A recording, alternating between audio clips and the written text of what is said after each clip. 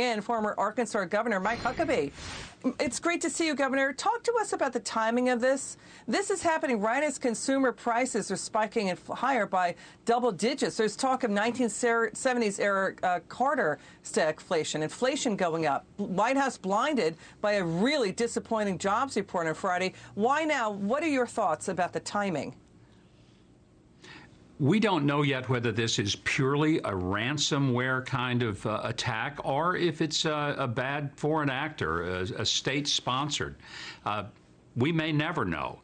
But the one thing I think we're clear in is that people who do this kind of thing, they wait for a moment of weakness. They wait for a situation where they feel like that nobody's going to really come after them and do anything of significance. There may be a little saber rattling going on, but I don't think people are essentially afraid of what this administration might do to them. And that's not a good place for America to be. You know, Governor, we hear you're making important points. So, you know, we see prices going up, commodities flashing warning red flags, gas prices, lumber, copper, steel, corn, soybean, even cheese futures. I mean, and we have the chaotic D.C. Liz Cheney could be out as chair of the GOP conference by Wednesday. And Senator Mitch McConnell and Kevin McCarthy are going to have a first face-to-face meeting with President Biden over big government infrastructure spending, possibly this week. Your thoughts on all of that? Well, first of all, it's just amazing to me that there haven't been weekly meetings that the president has with McCarthy and McConnell. I mean, that's something that a president, even one that doesn't want to bring unity, would still do, just because that's how you get things done. You meet with the opposition, you soften them up, you build relationships. It's how it works. And I'm just stunned that Joe Biden has yet really to meet with them until this week. I think that's just amazing to me. But let's go beyond that. One of the reasons we're having such a spike in these commodities and a spike in things like lumber is because nobody wants to go to work right now.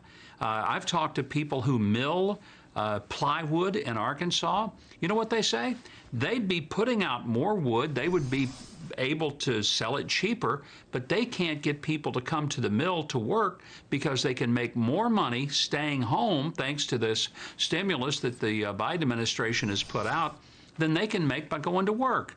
So I don't blame people for staying home and making more money than they can make working. They're not stupid, but the government is stupid, and it's a stupid thing when you pay people to not work. The one thing you can be guaranteed of, people won't go to work.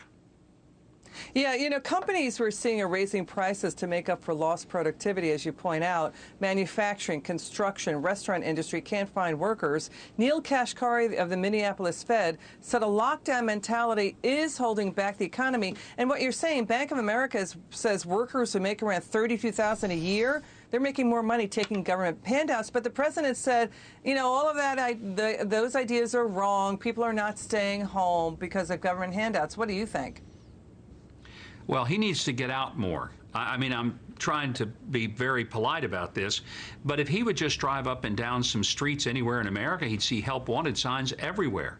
You'd find out that if you call people who are unemployed and say, would you like to take a job? Well, I can't come in until June because I got my stimulus and my unemployment that'll carry me to then. My barber told me last week that he had a guy call and say, hey, you got a job for me? And the barber said, I don't know, can you cut hair? He said, no, I'm not a licensed barber, but I got to make 3 calls just to clock in so I can keep getting my unemployment. This guy was no more a barber than me, but he's just going through the motions of making a few calls, and that way he reports that, yeah, I was out there really looking for work. Now, a person without a barber's license calling a barbershop to see if he can get a job is not serious about getting a job, Liz, and that's what's happening out there. It's got to stop, and let's hope it does, for heaven's sakes. Yeah, I mean, we can get caught in a vicious cycle because if inflation goes up, the Fed could raise rates, right, to stop an overheated economy. I mean, Biden said those who aren't working and are offered jobs, he's saying you got to, you know, take the jobs or lose your benefits, but that's just empty rhetoric. It doesn't work that way. He can only control government handouts, not what people do, right? So, I mean, this top-down rhetoric just doesn't fly. Well, the good news is there are several governors who are starting to realize that Washington isn't going to act responsibly, so they are.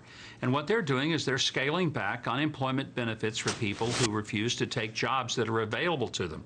And they're not going to let them end up making more money by staying home than they would make by working when there are jobs available. And I think that's the key. Yeah. We're not talking about people who can't find a job. We're talking about people who can find one. They just don't want one because they can make more money watching Netflix than they can lifting something heavy for 8 hours a day. Got it. Governor Mike Huckabee, it's great to have you on. Come back soon. We love having you on. Good to see you. Thanks, Liz.